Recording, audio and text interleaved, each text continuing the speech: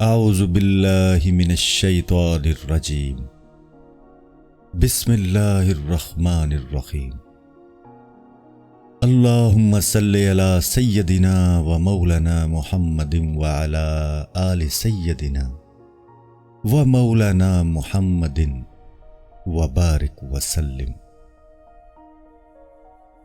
حاضرین و ناظرین، یہ کتاب ہم نے پوری کوشش کی ہے کہ لفظ بہ لفظ جو مثنوی میں لکھی ہے اسے آپ کے سامنے پیش کیا جائے، مگر پھر بھی بشری تقاضوں کو مد نظر رکھتے ہوئے اگر کوئی بھول یا غلطی ہو گئی ہو تو ہم حضرت محمد جلال الدین رومی رحمۃ اللہ تعالی علیہ کی بارگاہ میں معافی کی طلبگار ہیں۔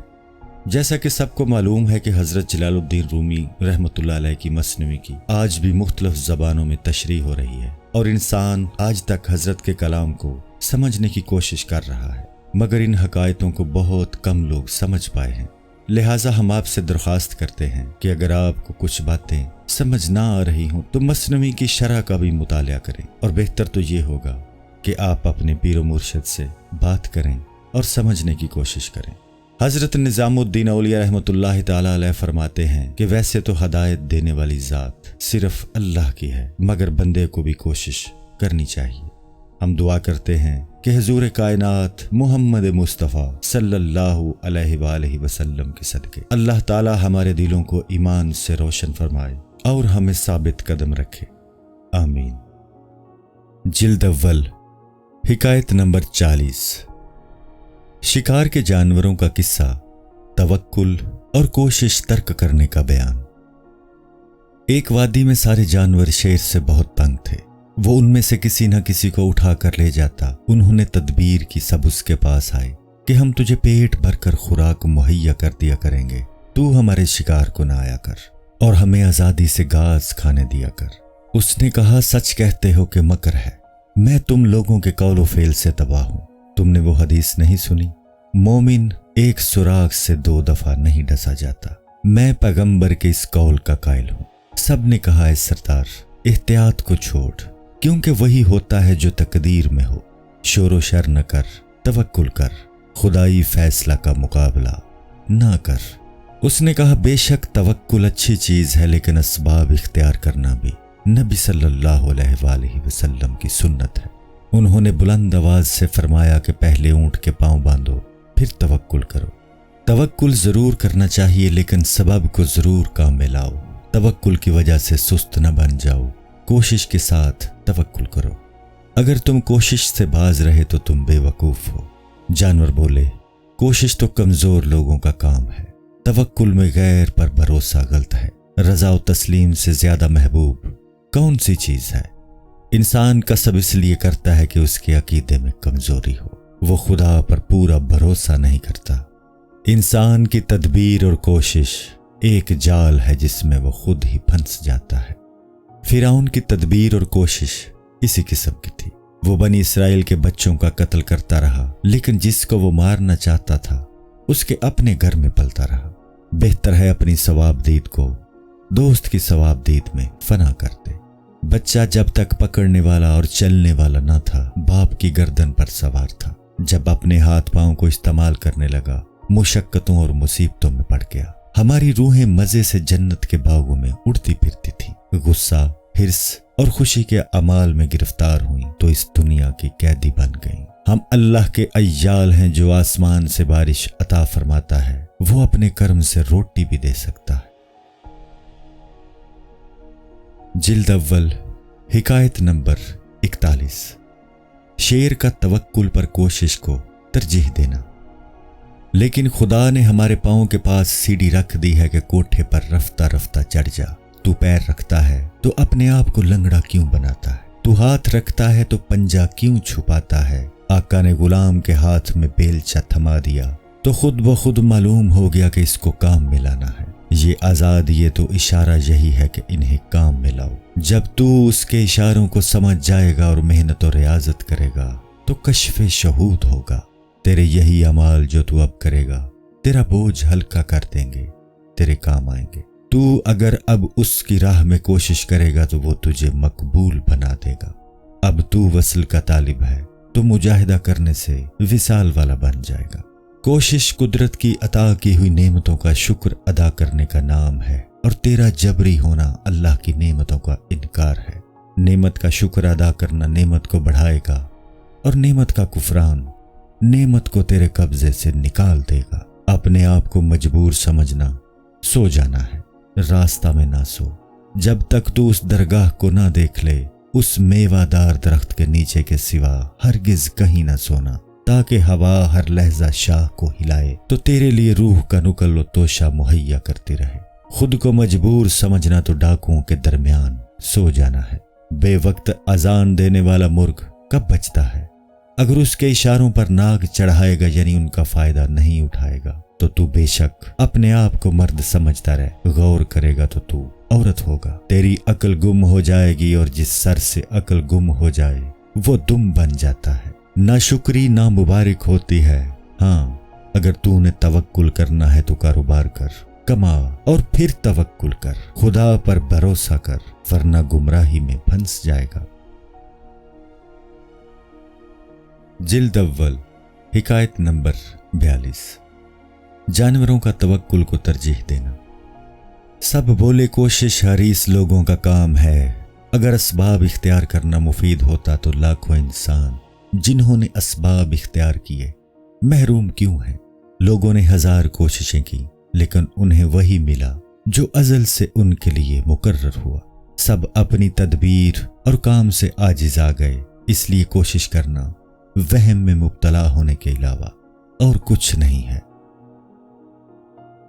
जिल्द अव्वल, हिकायत नंबर 43। इज़राइल का एक शख्स को घूरना और उसका हजरत सुलेमान अलैहिस्सलाम के घर की तरफ भागना और तवक्कुल की मुशक्कत और कोशिश पर तरजीह की तकरीर।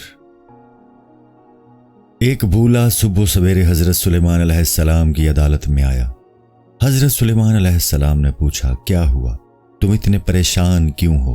उसने कहा कि हजरत इज़राइल अलैहिस्सलाम ने बड़ी खौफनाक नजर मुझ पर डाली है।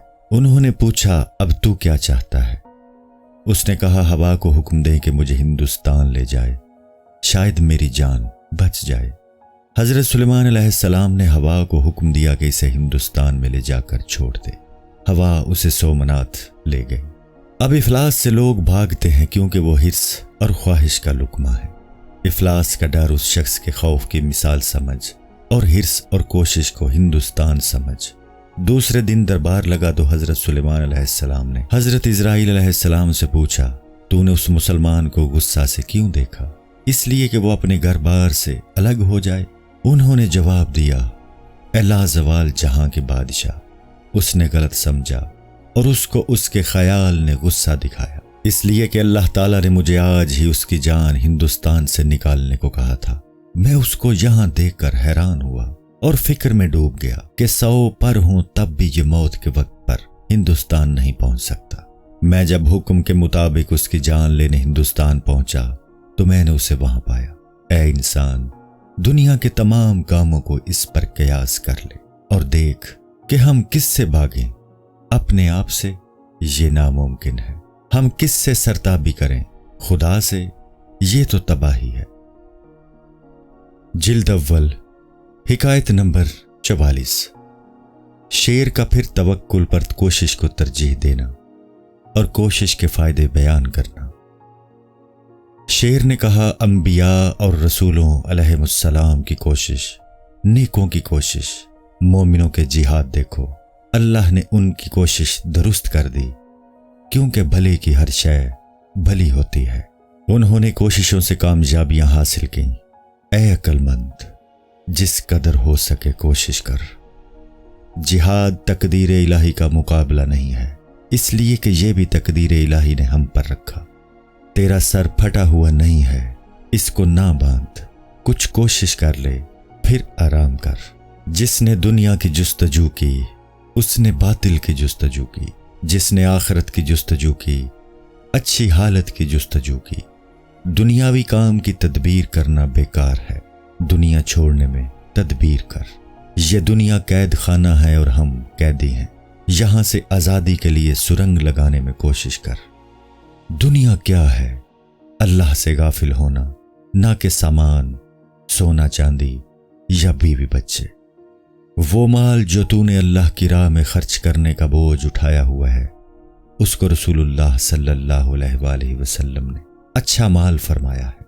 کشتی میں پانی کا بھر جانا کشتی کی تباہی ہے، کشتی کے نیچے پانی کا ہونا کشتی کے لیے مددگار ہے۔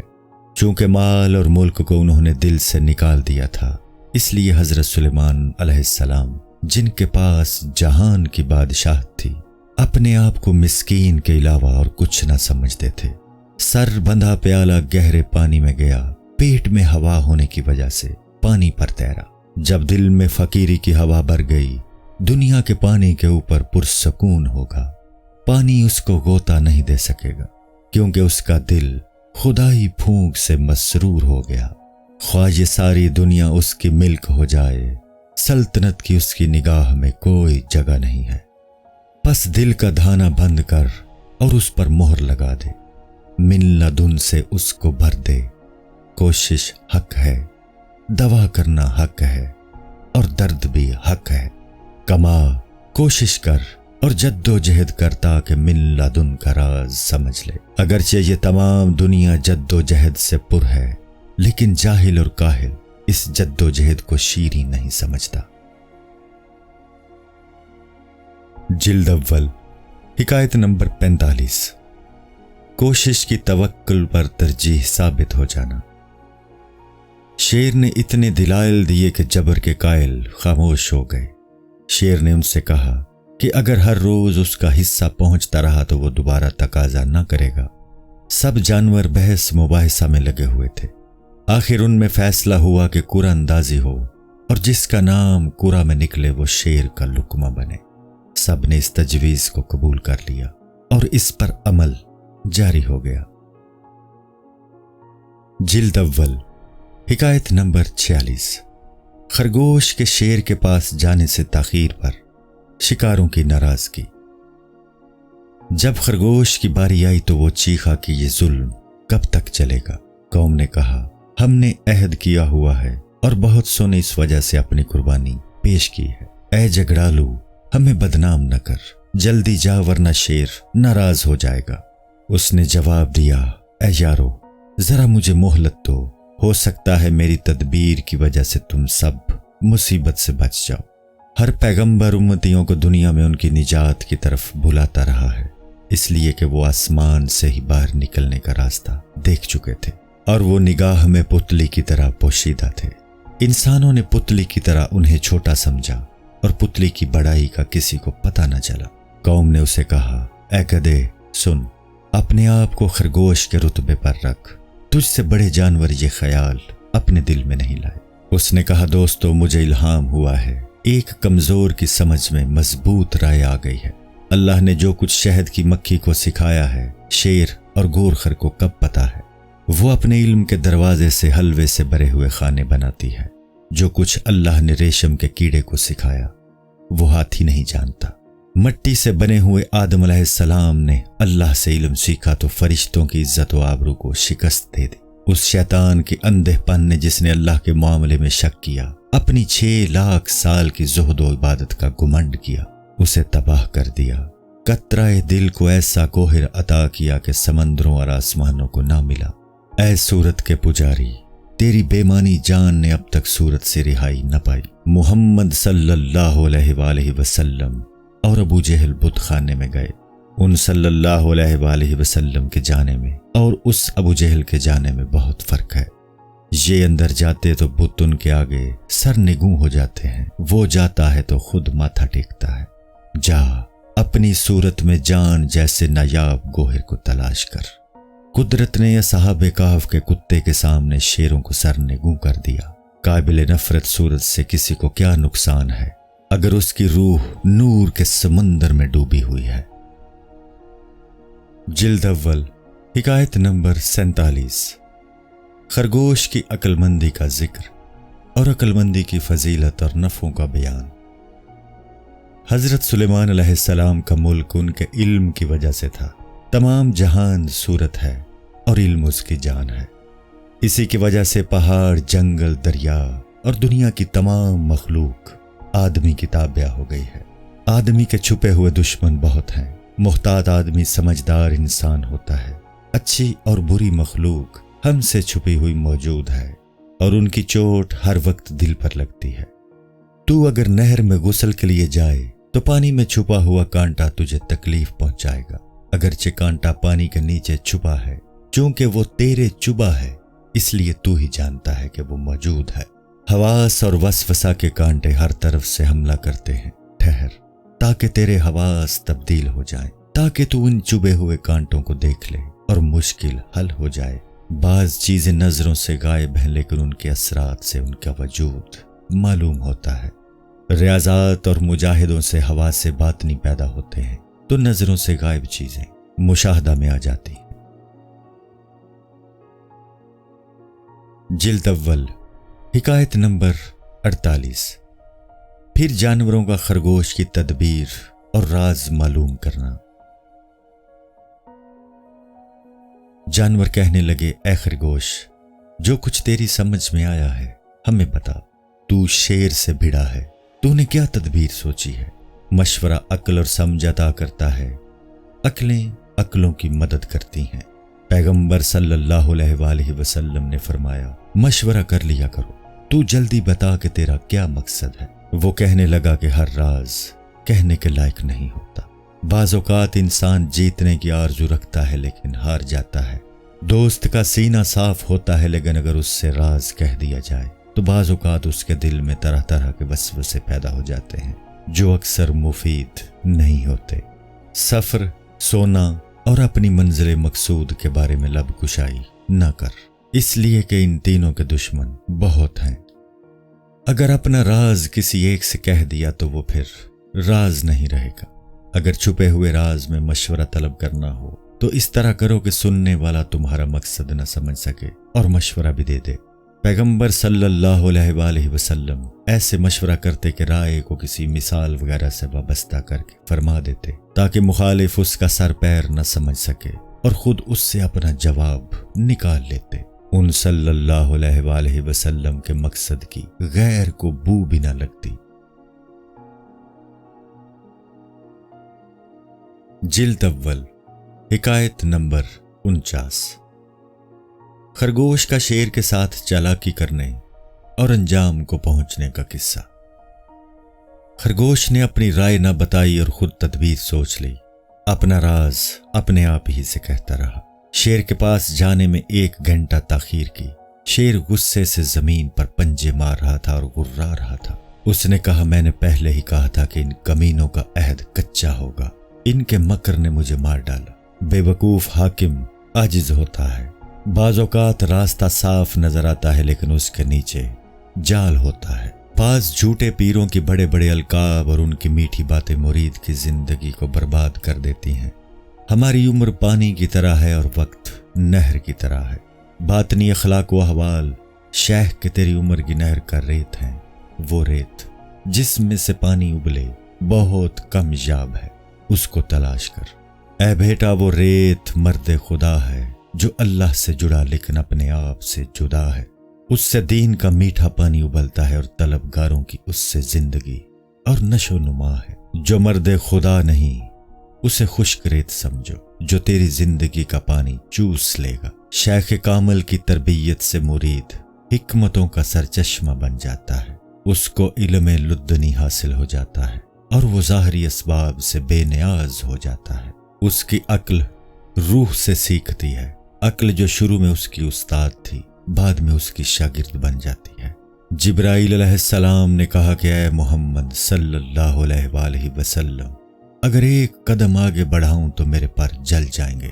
اس نے جبر کا پایا تھاما اور خود کو بیمار بنا لیا۔ جب تو نے اس راہ میں اپنے پیر کو نہیں توڑا تو کچھ حاصل نہ کیا۔ جس نے کوشش کی راہ میں اپنے پیر کو توڑا، اس کے لیے براق پہنچا اور وہ سوار ہوا۔ وہ دین کا بوجھ اٹھانے والا یعنی مجاہدہ اور ریاضت کرنے والا تھا، سوار بن گیا۔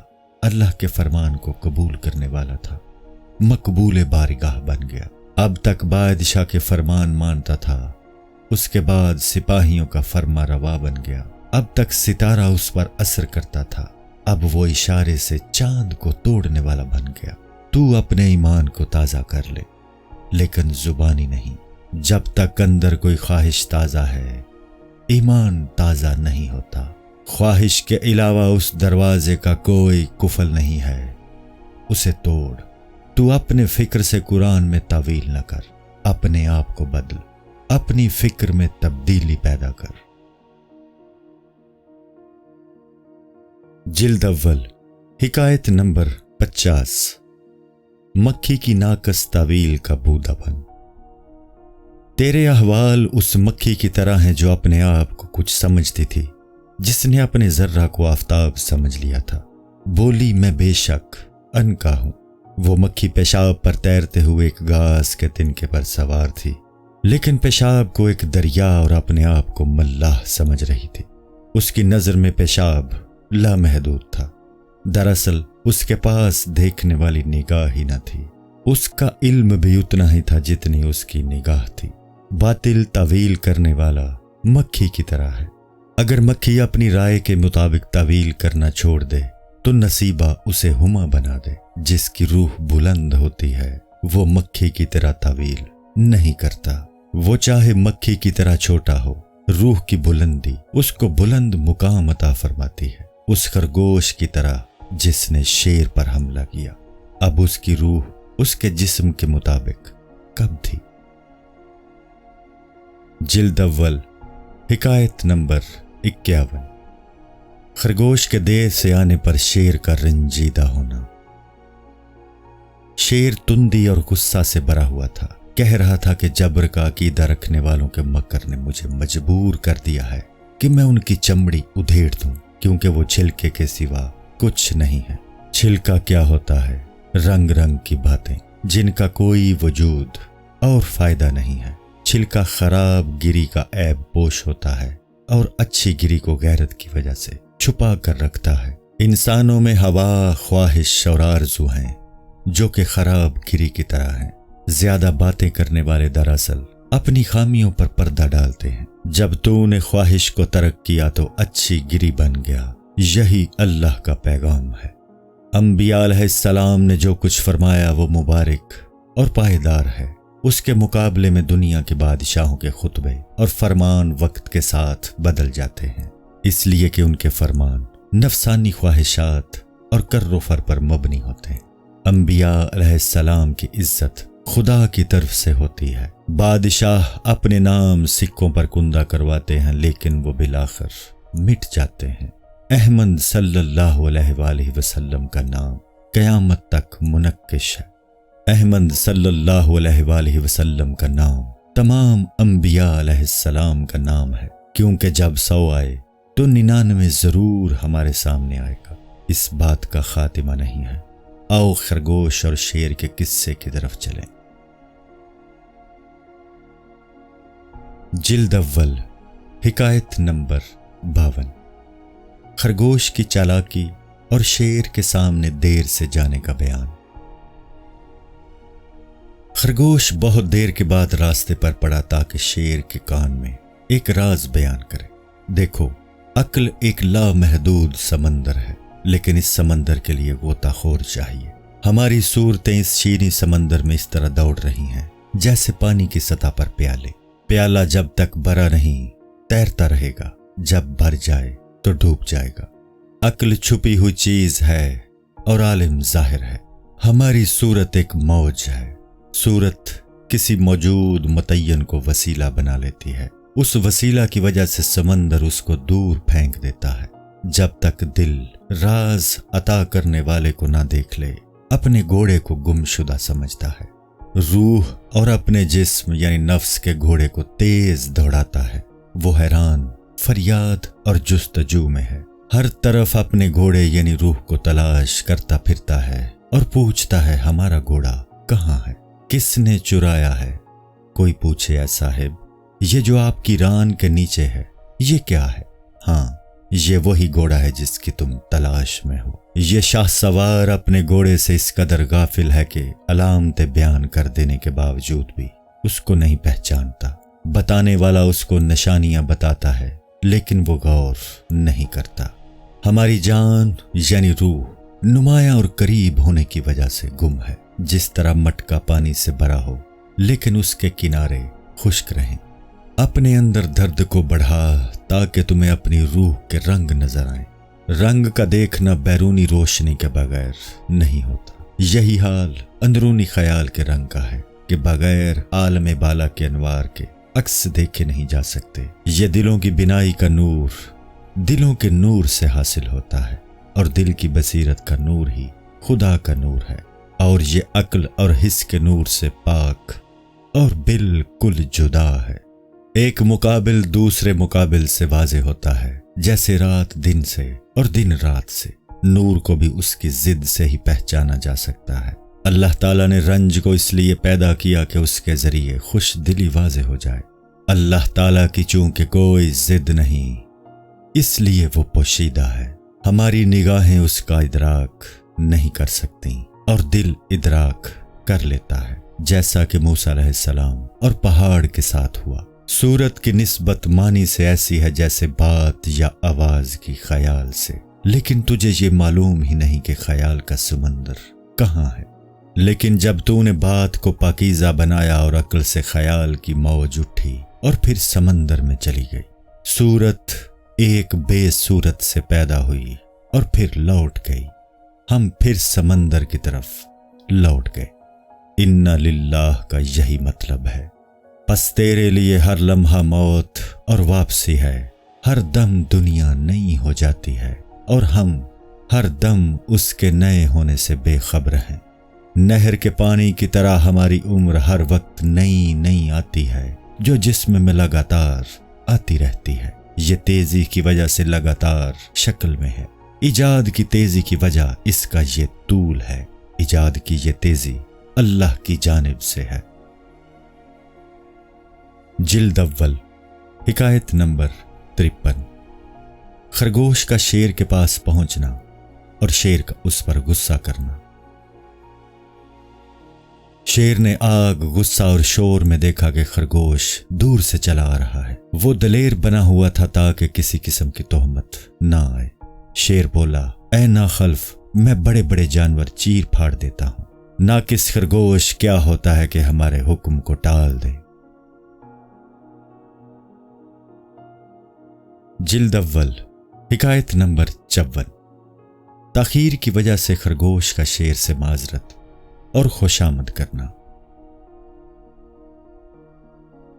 खरगोश ने कहा, जान की बख्शिश चाहता हूं, मेरा एक उज़र है। अगर तू इजाजत दे तो कहूं, तू बादशाह है और मैं गुलाम हूं। शेर बोला, क्या उज़र है? बादशाहों के सामने देर से आते हैं, तुझे खत्म कर देना चाहिए। अहमक का उज़र उसके जुर्म से भी बदतर होता है। उसने कहा, ए बादशाह, मैं नालायक हूं, तू इसे लायक समझकर उज़र सुन ले। अपने मर्तबे के सदके में वो दरिया जो हर नहर को पानी देता है, हर तिनके को अपने सर और मुंह पर रखता है, इस कर्म की वजह से दरिया का कुछ घटता नहीं है। इसलिए सुन ले कि मैं सही वक्त पर अपने एक साथी के हमरा तेरी तरफ रवाना हुआ। रास्ते में एक और शेर ने हम दोनों को शिकार करने का कसद किया और झपटा। मैंने कहा, हम बादशाह के गुलाम हैं। वो बोला, शहनशाह कौन होता है? मैं तेरे बादशाह को भी फाड़ खाऊंगा। मैंने कहा, मैं अपने बादशाह को इत्तलाह कर दूं कि उसने मेरे साथी को यरकमाल बना लिया। मेरा साथी मुझसे भी 3 गुना मोटा था। उस शेर के रोकने की वजह से देर हो गई। हाँ, आप आएं और उस बेशर्म को दफा करें। जिल्द अव्वल हिकायत नंबर 55। शेर का खरगोश को जवाब देना और उसके साथ रवाना होना। उस शेर ने कहा, मैं देखूं वो कहां है।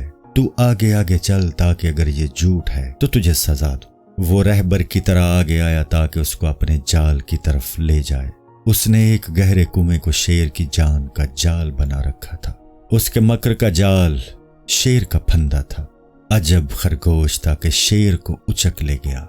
एक मूसा अलैहिस्सलाम फिरौन को बिमा लश्कर दरियाए नील तक ले जा रहा है, या वो मच्छर है जो नमरूद को मारे दे रहा है। ये है उसकी हालत जिसने दुश्मन की बात सुनी। यही हाल उस फिरौन का है जिसने हामान की बात सुनी। दुश्मन अगर तुझको दोस्ताना बात कहे तो उसको जाल समझ, अगर तुझे शक कर दे तो उसे जहर समझ। लेकिन जब कज़ा आती है تو دوستوں اور دشمنوں میں امتیاز نہیں کیا جا سکتا۔ جب ایسی حالت ہو تو گڑ گڑانا شروع کر دے، زاری، تسبیح اور روزے کا سامان کر، رو کہ خدا غائب سے سامان کرنے والا ہے، کہہ اے معافی کے داتا میرے عیبوں کی پردہ پوشی کر، گناہوں کا بدلہ نہ لے، موجودات میں سے جو چیزیں بھی ہیں دل پر ان کی اصل حالت ظاہر کر دے، قہر کی شراب سے جب تو مست کر دیتا ہے تو معدوم چیزوں کو موجود کی صورت عطا کرتا ہے۔ مستی کیا ہے؟ آنکھ کا آنکھ کے دیکھنے سے بند ہو جانا، یہاں تک کہ موتی، پتھر، اون ایک جیسے نظر آنے لگیں۔ مستی کیا ہے؟ حصوں کا بدل جانا، ایک عام سی لکڑی کا نگاہ میں سندل بن جانا۔ جلد اول، حکایت نمبر 56۔ حضرت سلیمان علیہ السلام اور ہدہد کا قصہ کہ جب قضا آتی ہے تو آنکھیں بند ہو جاتی ہیں۔ جب حضرت سلیمان علیہ السلام نے خیمہ لگایا، تمام پرندے حاضر تھے، ایک ایک کر کے ان کے پاس دوڑے آئے اور ان کے ساتھ گل مل گئے۔ ہم زبانی قرابت کی وجہ سے ہوتی ہے، انسان نہ محرموں کے ساتھ قیدی کی طرح ہوتا ہے۔ بہت سے ہندو اور ترک ہم زبان ہوتے ہیں اور دو ترک بیگانوں کی طرح۔ محرمی کی زبان دل کی زبان ہے، بغیر بولے، بغیر اشارے یا لکھنے کے دل سے لاکھوں باتیں کرنے والے پیدا ہو جاتے ہیں۔ ہر پرندہ اپنے ہنر اور عقل کے مطابق اپنی تعریف کر رہا تھا۔ جب کسی آقا کے پاس غلام آتا ہے تو وہ اس کے سامنے اپنا ہنر پیش کرتا ہے۔ ہدہد اور اس کے پیشے کی بات ہوئی تو اس نے کہا، اے شاہ، ایک چھوٹا سا ہنر میرے پاس ہے، مختصر بات بہتر ہوتی ہے۔ انہوں نے پوچھا، کون سا؟ اس نے کہا کہ جب میں بلندی پر ہوتا ہوں تو یقین کی آنکھ سے دیکھتا ہوں اور زمین کی گہرائی میں بھی پانی کو دیکھ لیتا ہوں۔ حضرت سلیمان علیہ السلام نے فوجی ضروریات کے لیے سفر میں اسے اپنے پاس رکھ لیا۔ اسے فرمایا کہ تو ہمارا ساتھی بن تاکہ ہمارے لیے پانی مہیا کرے۔ اس خوبی کی بدولت وہ ہمیشہ ان کے ساتھ رہنے لگا۔ جلد اول، حکایت نمبر 57۔ کوے کا ہدہد کے دعوے میں تانا زنی کرنا۔ جب کوے نے یہ سنا، حسد کی وجہ سے حضرت سلیمان علیہ السلام سے کہا کہ ہدہد جھوٹ بولتا ہے۔ کہنے لگا، اگر اس کی نظر ایسی ہوتی تو ایک مٹھی مٹی کے نیچے جال نہ دیکھ لیتی، اور یہ جال میں کیوں پھنستا؟ حضرت سلیمان علیہ السلام نے کہا، اے ہدہد، تو کیا تیرے لیے جھوٹ بولنا اور شیخی مارنا جائز ہے؟ جلد اول، حکایت نمبر 58۔ کوے کے تانے کے بارے میں ہدہد کا جواب دینا۔ اس ہدہد نے کہا، اے بادشاہ، اس فقیر کے خلاف دشمن کی بات نہ سن، اگر میرا دعویٰ غلط ہے تو میرا سر جدا کر دے۔ کوہ چونکہ خدا کی قضا کا منکر ہے، اگر لاکھ عقل رکھتا ہو کافر ہے۔ قضا و قدر کا منکر کافر ہے۔ میں ہوا میں سے جال کو دیکھتا ہوں، اگر میری عقل کی آنکھ کو قضا بند نہ کر دے۔ جب قضا آتی ہے عقل سو جاتی ہے۔ قضا سے کچھ نہیں چھپایا جا سکتا۔ کوے کا قضا سے منکر ہونا بھی قضا ہی سے سمجھ۔ جلد اول، حکایت نمبر 59۔ حضرت آدم علیہ السلام کا قصہ اور قضا کا ان کی آنکھ بند کر دینا، صاف ممانعت کی نگاہ داشت سے اور ممانعت کو ترک کرنا اور تعویل کرنا۔ ابو البشر حضرت آدم علیہ السلام کو علامہ الاسماء عطا فرمایا گیا، جس کی ہر رگ میں لاکھوں علم ہے، ہر چیز کا نام اور اس کی حقیقتیں ان کی جان کو حاصل تھیں۔ جو نام کسی شے کو دیا وہ نہ بدلا، کسی کو چست کہا تو وہ سست نہ ہوا۔ جو آخر میں مومن ہے اسے شروع میں ہی دیکھ لیا، اور جو کافر ہوگا ان پر ظاہر ہو گیا۔ جو آخرت کو دیکھے وہ مومن ہے، اور جو چراگاہ پر نظر رکھے بے دین ہے۔ ہمارے نزدیک ہر شے کا نام اس کے ظاہر پر ہے، اللہ کے نزدیک اس کے باطن پر۔ موسیٰ علیہ السلام کے نزدیک لکڑی کا نام عصا تھا، لیکن اللہ کے نزدیک اژدہا ہے۔ اس جگہ عمر رضی اللہ تعالیٰ عنہ کا نام بت پرست تھا، لیکن آخرت میں مومن۔ جس کا نام ہمارے نزدیک منی تھا، اللہ کے نزدیک اللہ کے سامنے ایک پیاری صورت، جیسے تو میرے سامنے ہے۔ عدم میں یہ منی ایک صورت ہی تھی جو اصلی حالت میں خدا کے سامنے موجود تھی، اس لیے ہمارا نام وہی حقیقت بنا جو اللہ کے سامنے ہمارا انجام تھا۔ انسان کا نام انجام کے اعتبار سے رکھتے ہیں، نہ کہ اس پر جو چند روز کے لیے ہے۔ حضرت آدم علیہ السلام کی آنکھ نے پاک نور کے ذریعے دیکھا اور ہر چیز کی حقیقت ان پر ظاہر ہو گئی۔ جب فرشتوں نے اللہ کے انوار ان پر پائے تو سربسجود ہو گئے اور خدمت کے لیے دوڑے۔ جب فرشتوں نے ان سے اللہ کے نور کا مشاہدہ کیا تو سب ان کے سامنے سجدے میں گر گئے۔ جس آدم علیہ السلام کا نام لے رہا ہوں، اگر میں قیامت تک ان کی مدح کروں تو قاصر رہوں۔ وہ سب یہ جان گئے، لیکن جب قضا آئی ایک ممانعت کی سمجھ میں ان سے غلطی ہوئی۔ ممانعت حرام ہونے کی وجہ سے تھی یا کسی تعویل کی وجہ سے تھی اور انہیں وہم میں ڈالنا تھا۔ جب تعویل نے ان کے دل پر قابو حاصل کیا کہ ممانعت صرف وقتی تھی، طبیعت حیرانی میں گیہوں کی طرف دوڑ پڑی۔ جب باغبان اپنے پیر میں چبھے ہوئے کانٹے نکالنے میں مصروف ہوا، چور نے موقع پا لیا اور تیزی سے سامان لے بھاگا۔ جب انہیں حیرت سے چھٹکارا ملا، راستہ پر آئے، دیکھا کہ چور سامان لے جا چکا تھا۔ پھر اے ہمارے رب، ہم نے ظلم کیا کہا اور آہ کی، یعنی اندھیرا چھا گیا اور راستہ گم ہو گیا۔ قضا سورج کو چھپا لینے والا ابر ہے، اس سے شیر اور اژدہا چوہے کی طرح بن جاتے ہیں۔ ہدہد بولا، اگر میں قضا کے وقت جال نہیں دیکھ سکتا تو میں تنہا ہی قضا کے راستے میں بے خبر نہیں ہوں۔ قابل مبارکباد ہے وہ شخص جو نیکی کرے، زور کو چھوڑ دے اور زاری کرے۔ اگر قضا تجھے ڈھانپ بھی لے تو آخرکار قضا ہی تیری دستگیری کرے گی۔ اگر قضا 100 بار تیری جان لینا چاہے تو قضا ہی اس کا علاج بھی کرے گی۔ اللہ کی جانب سے مصائب تنبیہ کرنے کے لیے آتے ہیں، یہ عین رحمت ہوتے ہیں تاکہ تجھے غفلت سے بیداری حاصل ہو، ورنہ امن اور سکون کی زندگی غفلت کا سبب بن جاتی ہے۔ جلد اول، حکایت نمبر 60۔ کنویں کے پاس آ کر خرگوش کا شیر سے پیچھے ہٹنا۔ کنویں کے پاس آ کر خرگوش جو کہ پہلے آگے آگے جا رہا تھا پیچھے کو ہٹا۔ شیر نے کہا، تو پیچھے کیوں ہٹتا ہے؟ آگے آ۔ خرگوش بولا، ڈر کے مارے میرا رنگ زرد ہو رہا ہے اور روح کانپ رہی ہے۔ حق تعالیٰ نے پیشانی کو حال بتانے والا فرمایا ہے، تو ان کو پیشانی سے پہچانتا ہے۔ پہچاننے والے کی نگاہ پیشانی پر پڑتی ہے۔ رنگ، بو اور آواز چیزوں کی حالت کی خبر دیتے ہیں۔ رسول اللہ صلی اللہ علیہ وآلہ وسلم نے فرمایا، انسان اپنی زبان میں چھپا ہوا ہے، نہ کہ چادر میں۔ سرخ چہرے کی رنگت شکر کی صدا رکھتی ہے، زرد چہرے کی رنگت صبر اور تکلیف کو ظاہر کرتی ہے۔ مجھ میں وہ چیز آ گئی ہے جس سے سب انسان، جانور، جمادات، نباتات مات کھا گئے۔ مجھ میں وہ چیز آ گئی ہے جو جس چیز میں آ جائے اس کو شکستہ کر دیتی ہے۔ اس چیز کا اثر ہر جگہ دیکھ لو۔ باغ کبھی جوڑا پہنتا ہے، کبھی ننگا ہو جاتا ہے۔ سورج جو آگ کی طرح برآمد ہوتا ہے، دوسرے وقت اوندھا ہو جاتا ہے۔ چاند اپنے پورے حسن کے ساتھ آتا ہے، پھر حلال کی طرح ہو جاتا ہے۔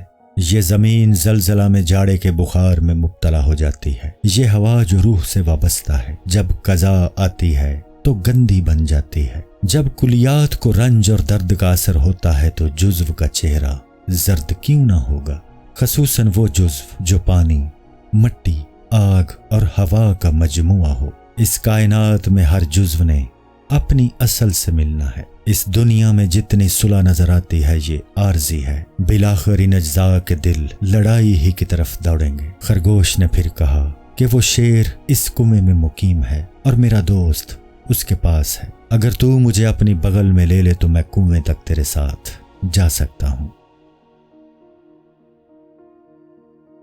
جلد اول، حکایت نمبر 61۔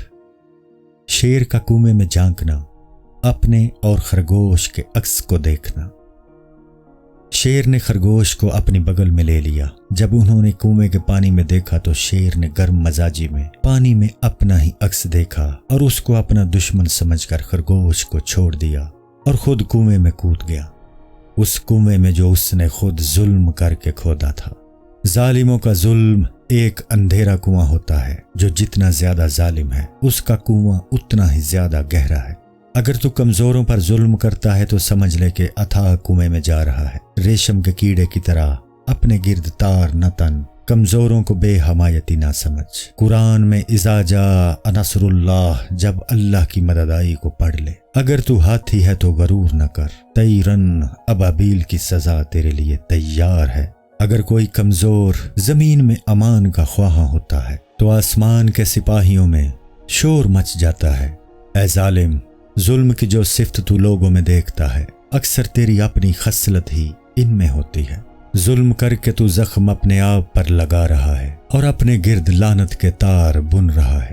جب تو اپنی سعادت کی گہرائی میں پہنچے گا تو پھر تجھے خود بخود معلوم ہو جائے گا۔ شیر کو گہرائی میں جا کر احساس ہوا کہ وہ اپنے عکس ہی کو اپنا دشمن سمجھ رہا تھا۔ لوگوں کو دیکھ کر عبرت پکڑ اور اپنی اصلاح کر۔ حضور صلی اللہ علیہ وآلہ وسلم نے فرمایا، ایک مومن دوسرے مومن کا آئینہ ہے۔ اگر تمہاری آنکھوں پر غفلت کی پٹی بندھی ہوئی ہے تو المومن مرۃ المومن سے فائدہ اٹھا سکتا ہے۔ اور حضور صلی اللہ علیہ وآلہ وسلم نے فرمایا، مومن کی فراست سے ڈرو کہ وہ اللہ کے نور سے دیکھتا ہے، وہ تمہارے سارے عیب تاڑ لے گا، نیکی اور بدی کو الگ الگ پہچان۔ اے ہمارے رب، تو ہم پر اپنی رحمت کا پانی چھڑک تاکہ ہماری نفسانی خواہشات کی آگ نور بن جائے۔ ہر شے کا تو مالک ہے، تو چاہے تو آگ میں پانی کی صفت پیدا ہو جائے۔ تو ہمیں بن مانگے طرح طرح کی نعمتیں دیتا ہے، مانگنے سے کیوں نہ دے گا۔ تو نے ہمیں جان، رزق وغیرہ بغیر مانگے ہی عطا کی ہے۔ یہ ہمارا مانگنا بھی تیری مہربانی کی وجہ سے ہے، کیونکہ تیری رحمت نہ ہو تو ہم رجوع ہی نہیں کر سکتے۔ تو بن مانگے ہمیں پوشیدہ خزانے دیتا ہے، جنت میں جانے تک سرور کائنات صلی اللہ علیہ وآلہ وسلم کے طفیل ہمیں اسی طرح نوازتا رہے۔ جلد اول، حکایت نمبر 62۔ خرگوش کا جانوروں کے پاس خوشخبری لے جانا کہ شیر کنویں میں گر گیا۔ خرگوش اپنی رہائی پر خوش اپنی قوم کی طرف بھاگا۔ وہ موت کے پنجے سے چھوٹا تو تالیاں بجاتا ہوا اور رقص کرتا ہوا آیا۔ ہر پھل اور پتا اور شاخیں درخت کی صورت زمین کی قید سے آزادی پر بغیر زبان کے اللہ کے شکر اور اس کی تسبیح کا راگ گاتے ہیں کہ عطا کرنے والے نے ہماری جڑ کی پرورش کی، حتیٰ کہ ایک موٹا درخت بن گیا اور سیدھا کھڑا ہو گیا۔ پانی اور مٹی میں مقید جانیں جب پانی اور مٹی کی قید سے خوشی سے رہا کی جاتی ہیں تو اللہ کے عشق کی ہوا میں ناچتی ہیں۔ ان کے جسم رقص کرتے ہیں اور جانوں کے متعلق نہ پوچھ۔ اور جو لوگ مجسم جان یعنی روح بن جاتے ہیں ان کے بارے میں بھی نہ پوچھ۔ شیر کے لیے شرمناک ہے کہ وہ خرگوش سے عاجز آ جائے۔ تو خود بھی ایسے ہی ننگ میں مبتلا ہے اور پھر تو چاہتا ہے کہ تجھے فخر دین کا لقب دیا جائے۔ اے انسان، تو زمانے کے اس کنویں میں شیر کی طرح اور تیرا نفس خرگوش کی طرح ہے جو تیرا خون چوس رہا ہے۔ تیرا خرگوش صفت نفس مزے سے چرنے میں مشغول ہے اور تو کنویں کی گہرائی میں گرتا جا رہا ہے۔ جلد اول، حکایت نمبر 63۔ شکاروں کا خرگوش کے پاس جمع ہونا اور اس کی تعریف کرنا۔ سب جانور خرگوش کے گرد جمع ہو گئے اور وہ شمع کی طرح ان کے درمیان بیٹھا تھا۔ وہ اس سے پوچھ رہے تھے کہ یہ کارنامہ تو نے کیسے سر انجام دے دیا؟ اس نے جواب دیا، دوستو، خدا کی تائید تھی ورنہ خرگوش کی اس دنیا میں کیا حیثیت ہے۔ اس نے مجھے قوت عطا فرمائی اور دل کو نور دیا اور دل کے نور نے ہاتھوں اور پیروں کو طاقت دی۔ جلد اول، حکایت نمبر 64۔ خرگوش کا شکاروں کو نصیحت کرنا کہ دشمن کے مرنے پر خوش نہ ہونا۔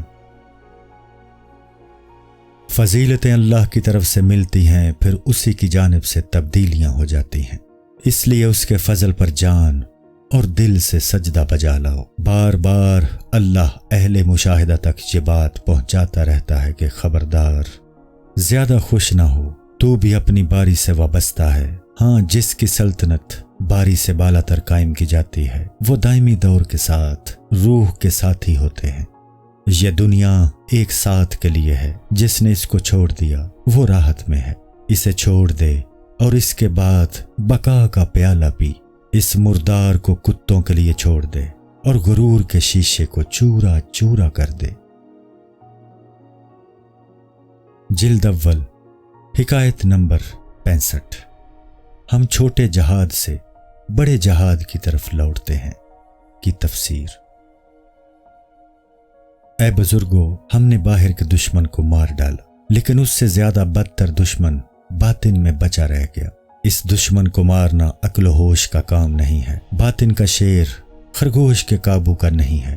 یہ نفس دوزخ ہے، اور دوزخ اژدہا کی مانند ہے کہ وہ دریاؤں سے بھی نہیں برتا، 7 سمندر پی لے پھر بھی اس کی سوزش کم نہ ہو۔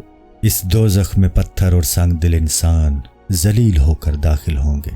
وقودها الناس والحجارۃ، جہنم کی خوراک انسان اور پتھر ہوں گے۔ اللہ فرمائے گا حل امتلات، کیا تیرا پیٹ بھر گیا؟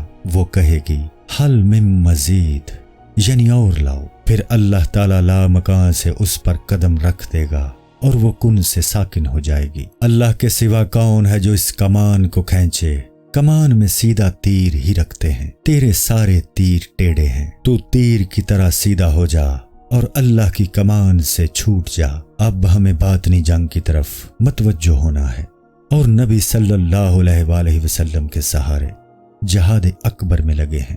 خدا سے میں سمندر کو چاک کر دینے والی قوت چاہتا ہوں۔ دوسروں کو چیرنے پھاڑنے والا شیر بننا آسان ہے۔ شیر دراصل وہی ہے جو خود کو شکست دے دے تاکہ اللہ کی مدد سے اللہ کا شیر بن جائے اور نفس اور اس کے فرعون سے نجات پائے۔